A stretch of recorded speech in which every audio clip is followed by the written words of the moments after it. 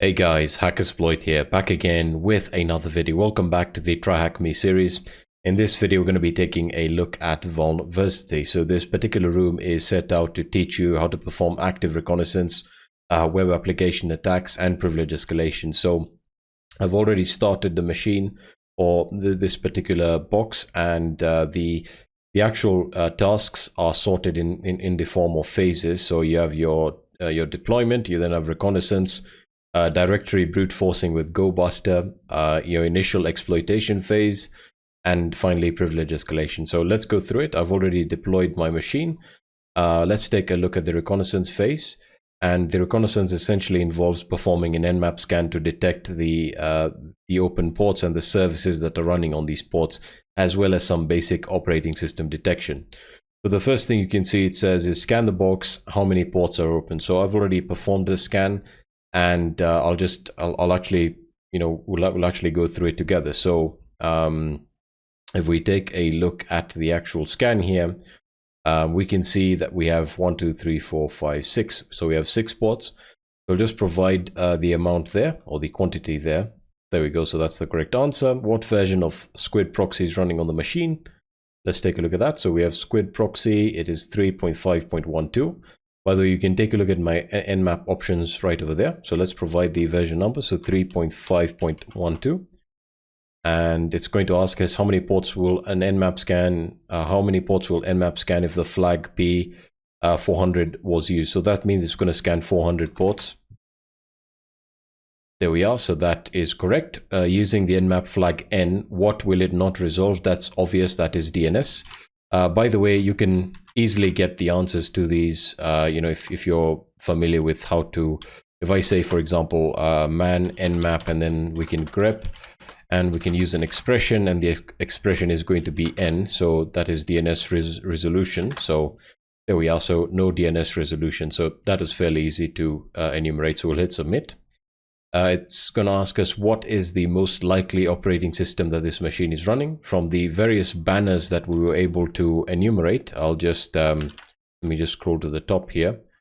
Actually can. In fact, no, let me just cat out the nmap results for you. There we are. So from operating system detection standpoint, you can see that the banners tell us that we're running Ubuntu. So I can just provide Ubuntu as the answer here. There we are. And it's going to ask us what port is the web server running on. So if we take a look at this, we don't have anything running on port 80. We have the Squid proxy, which is on 3128, and the web server is on 3333. So we can actually try and open that up. I'll copy the IP there, and we'll just paste that in there. 3333, hit enter, and it takes us to a web page. All right, so that is 3333, hit submit.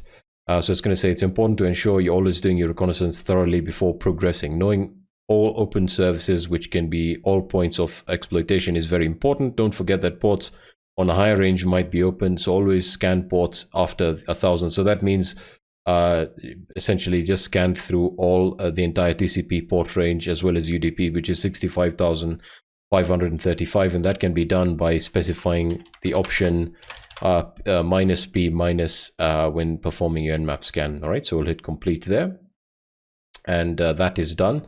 We can move on to the actual directory brute forcing phase, which is done with GoBuster, which is great. So it essentially gives you an introduction to GoBuster and how to install it on Kali. And what we have to do is to primarily perform a directory brute force on the web server. And our job is, I'm guessing, to locate, there we are. So we need to locate the actual name of the upload form page. All right, so to do this, we'll simply say sudo GoBuster, and we say URL is going to be, I think I'd pasted that there. So there we are, that's the correct URL. And HTTP, there we are. And we will then say this is port 3333, word list, and we'll say user share sec lists, and we'll use web content. Actually, we need to use discovery, and we then say web content, and we can use common, the common options, which should be here. So that way it's common.txt, right? And we hit enter. And it's going to begin the actual directory brute forcing unknown flag. I think that's just you. Let me just change that to you. There we are.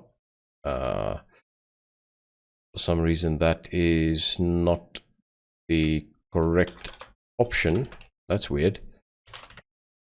I'm pretty sure that is the actual syntax. So go bust directory up. I forgot to specify directory brute forcing. That's my bad. Word list. Just say word list. There we are. So that's going to start the directory brute forcing. And we'll give this a few seconds, you know, to the point where it actually discovers some interesting directories, or in this case, the upload form page. All right, so we were able to detect a directory called internal. Let's check that out and see whether that yields anything interesting. So internal, and yeah, there we are. So that looks like the actual upload form. So I'm just going to specify that here. So internal, and we'll hit submit. That is the upload form, and that is correct. So we've completed the directory brute forcing, which I think we should have done now. So let me just hit complete there. There we are. All right, so we can move on to the initial exploitation phase, which involves compromising the web server. So it says, now that you've found a form to upload files, we can leverage this to upload and execute our payload that will lead to the compromising of the web server. Try to upload a few file types to the server. What common extension seems to be blocked? So we're trying to bypass the upload filters here. So what I'll do, firstly, let me just terminate the GoBuster scan here, or the actual brute force here. What I'll do is I think I have a reverse shell on my desktop. Let me just check if I have the PHP reverse shell. There we are, shells, and this is under PHP reverse shell. There we are, and we'll just copy the PHP reverse shell into our current directory, and we'll just move it from PHP reverse shell, and I'll just call it shell.php, right? So we can actually use burp suite just to try and analyze the actual requests here. So I'm just going to say use burp for all proxies, and we'll start up burp suite here. So we'll give that a few seconds to start up, and I'll hit close. Next, start burp, and we want to make sure that intercept is enabled. So proxy intercept is on, and then we'll just browse and specify the shell.php file here and hit submit.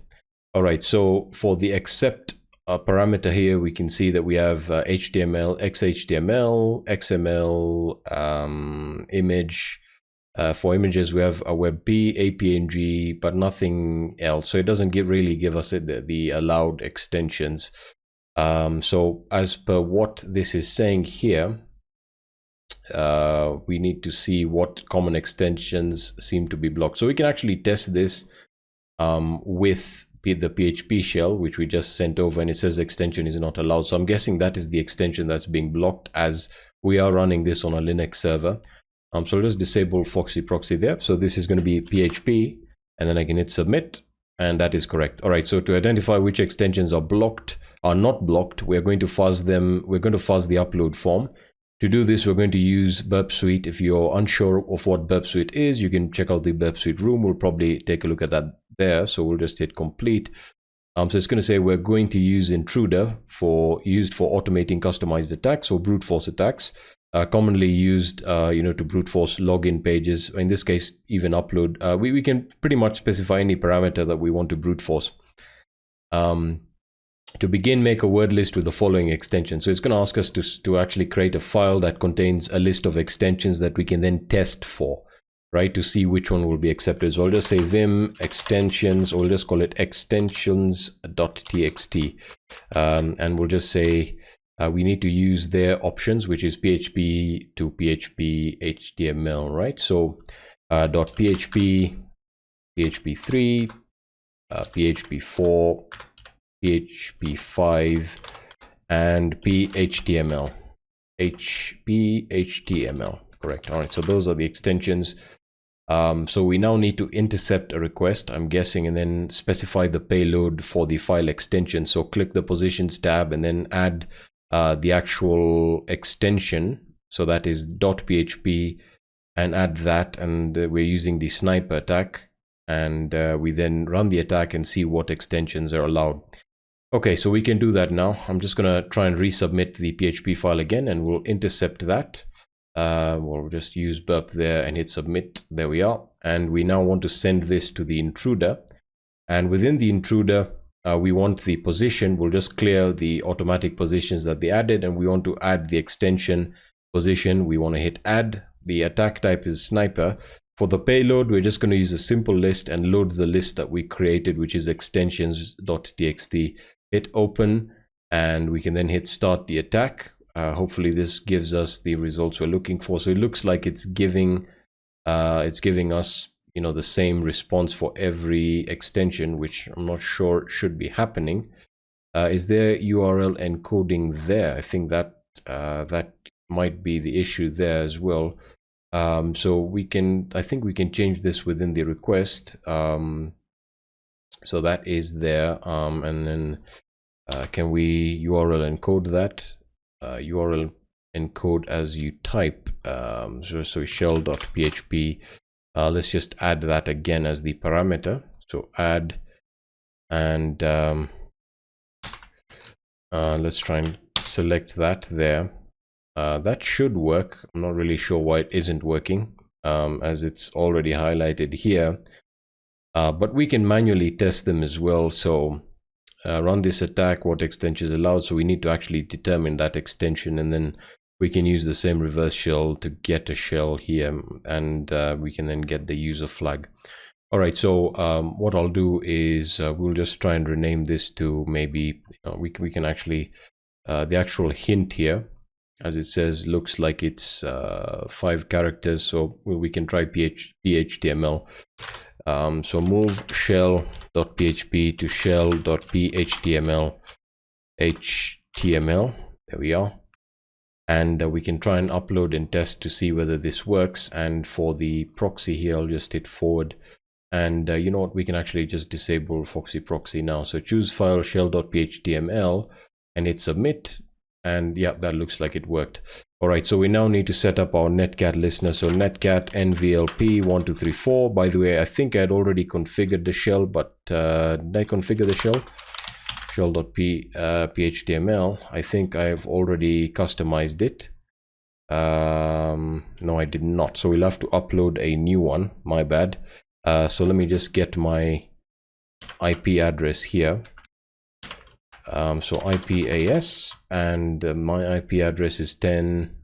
Oh yeah, that's the one there. So, and we'll just change the IP. Sorry, let me just take a step back, and we can then modify the IP here, and we can then upload it again. So we'll just call this move shell to, we'll just call it user.phtml, and then netcat nvlp1234. Okay, we'll just upload that one as well. So user phtml and hit submit, and that's worked as well. So we can say phtml for the answer here. That is correct. All right, so this essentially involves setting up the reverse shell, which we just did, and we can complete that. And then I think all we need to do is access internal uploads. So let's try and access that now. Uploads, and we have both the shells that we uploaded. So we'll just say user, and we get a reverse shell, and it looks like a simple shell session here, and the current user that we're logged in as is www.data. And if we enumerate the users on the system, so cat etc password, we can see we have root, the root user. We also have another user called Bill. So let's try and access the user, the home directory for the user Bill, and cat user.txt, right? I'm guessing that was the actual question here. So what is the name of the user who manages the web server? I think that's Bill.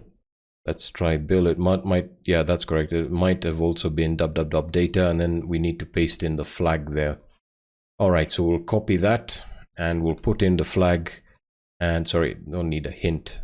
Hit submit, and that is correct.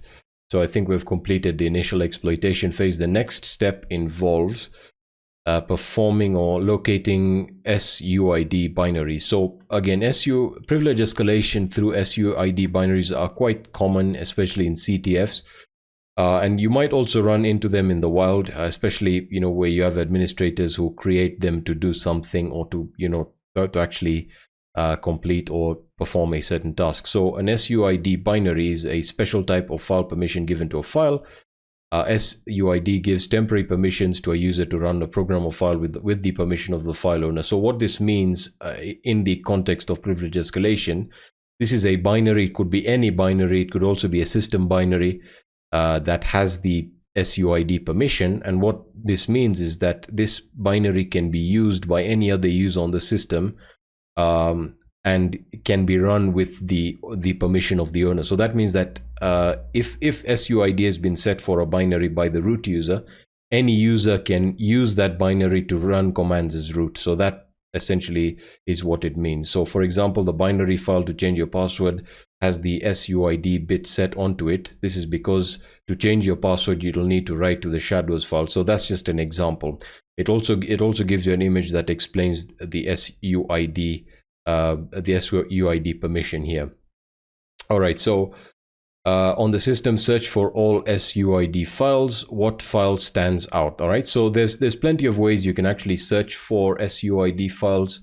One of the simplest ways, just to specify the user that actually owns the binary. So I'll just do it with you right now. So we can say, for example, find within the root of the file system, and then we specify the user option, which is going to be root, and then we specify the permissions. So 4000, and then we specify print, and then that is output into dev null. Hit enter. Let's see if we can find any SUID binaries here. It doesn't actually tell us how to find them, which is interesting. So we can actually check their method. All right, so from the actual command, I was able to identify the following binaries that have SUID permissions set onto them.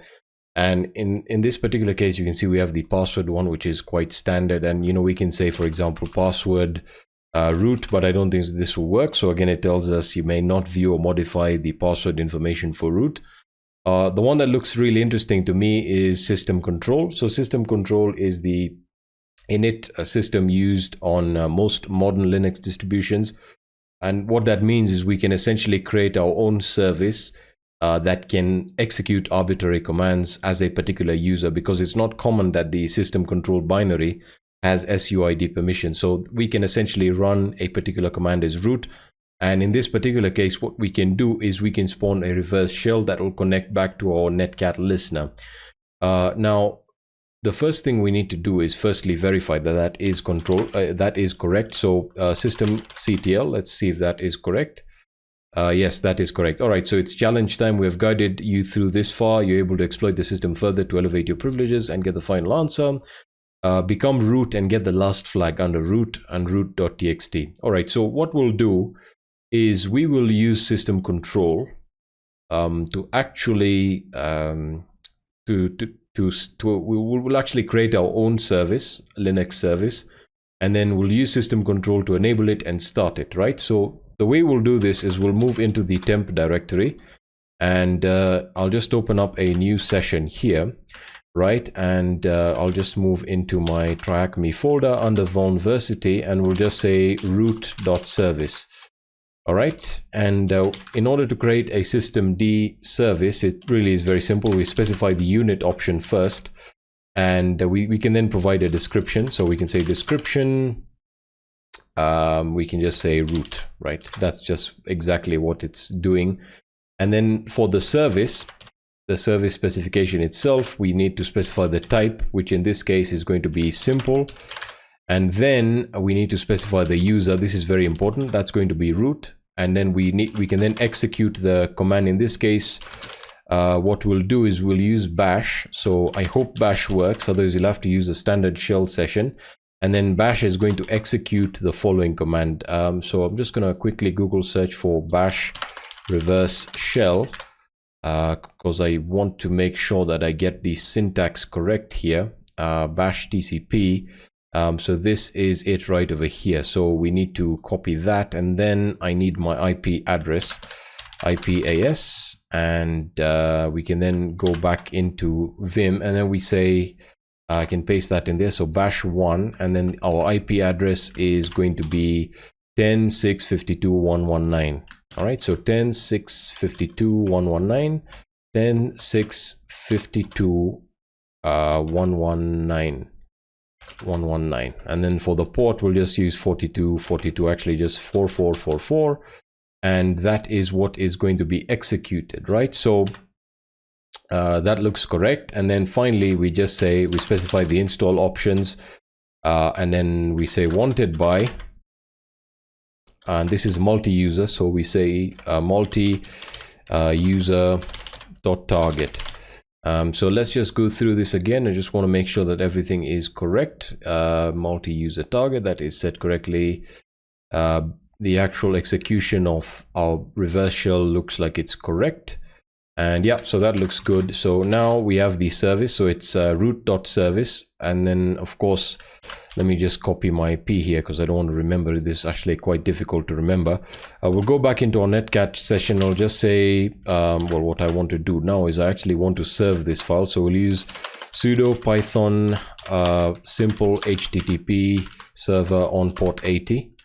Right, and we'll then serve this particular file, and we can then get it. So HTTP, paste in the IP, and this is root.service, right? And we get root.service, that is done, and then we just say netcat nvlp 4444. Let's set up the listener there, and then we go back to our initial terminal here, and we then say systemctl enable root.service.